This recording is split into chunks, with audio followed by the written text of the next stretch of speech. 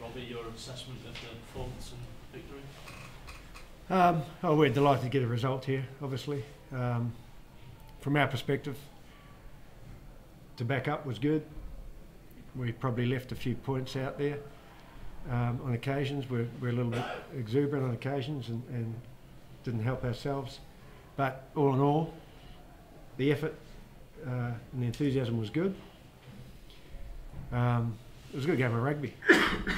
Wales brought a lot to the table as well and played right to the 80th minute. So I imagine it would have been a good spectacle for those that paid to view.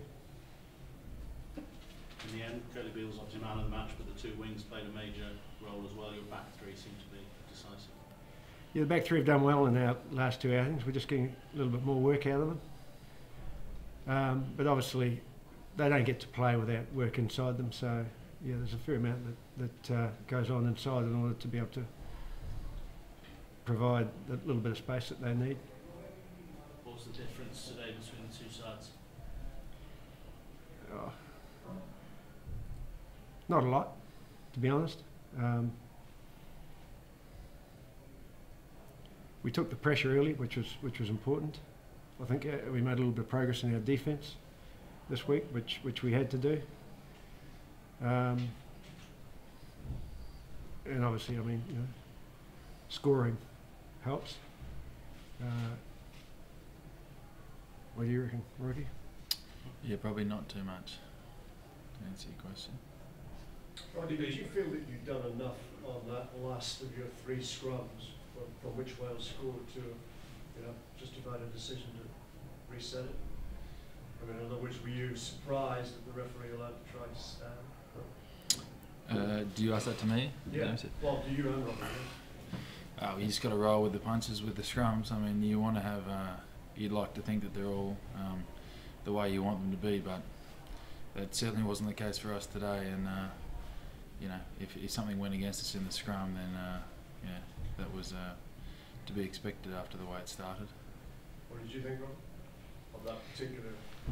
Are you talking about in the instance where Wales scored? Oh, Wales scored, yeah. Well, I mean, they cleared the ball, so let's play on. Yeah. Personally, I'm not a believer in providing a negative incentive. So I don't agree with this, the 90-degree rule, to be honest, or 180, whatever it is, where teams abuse it. We weren't abusing it, we simply pushed up on that side.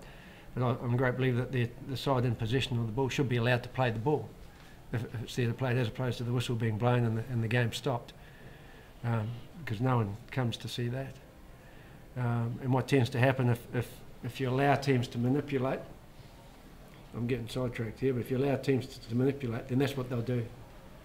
It was a good scrum. It was a better scrum. But Wales cleared the ball and profited, did well. Robbie, what went wrong with the scrums? It was a hell of a handicap for you to carry today. Yeah, we're getting beaten on the hit on numerous occasions. Yeah, that was probably the greatest problem.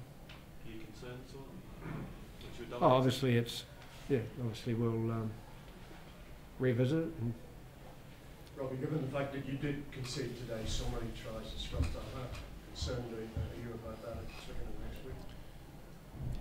Well, we've always found that when you place a real emphasis on something, you get growth, and that's what we'll be doing. What's the injury to Stephen Moore? Maury had a bit of a back complaint. It just flared up through today, and in particular when he's trying to warm up. So he made what was a tough decision, but probably the right decision to withdraw. Will he be okay for next week? We're hopeful, but it's just a matter of how quickly he settles. Yeah. Robbie, James O'Connor stole a lot of the limelight last week, and he's very good again today, the heart of a lot of good moves. How good can he be? But obviously he's still very young. Oh, I mean, he's a talented kid, you know, and he's now looking a lot more settled in international rugby, and it does take time, you know, particularly for a kid of his age. He was 18 when he first came across here a couple of years ago, but yeah, he's looking, you know, more composed and offering more as a result. and obviously he's taken on the responsibility at a young age of goal kicking, and that'll tend to mature him pretty rapidly as well, because it's a great earthing mechanism. Robbie, obviously New Zealand won Twickenham as well today. There still seems to be a noticeable gap between the teams from the north and the southern hemispheres. I mean, is that just down to personnel, or can you tell us, is it down to coaching, is it down to attitude? Oh, it's down to the results this week. Next week's another week. It's consistently, it's been consistently that way, isn't it? We've had it all before, and we've come unstuck previously as well. So, Test rugby's week to week. We're lucky enough to get a result today. We've got an opportunity next week, and we'll be presuming nothing. Rocky, there was quite a bit of inexperience in that Welsh back row today. How did you feel they went? I thought they were very good. I think the way the whole Welsh side came out to start the game was probably spot on for them.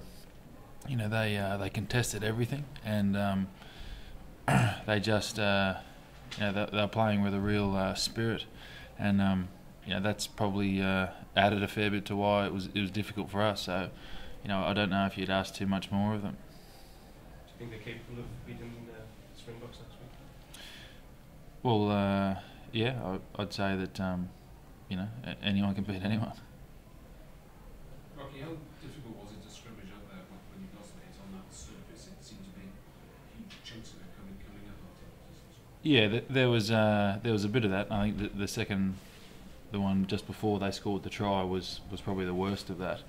The issue for us probably looked like we just got into some bad positions on a couple of them. Some of the others, you know, we'd have to have another look at. But I don't know if the surface was the major issue on all of them.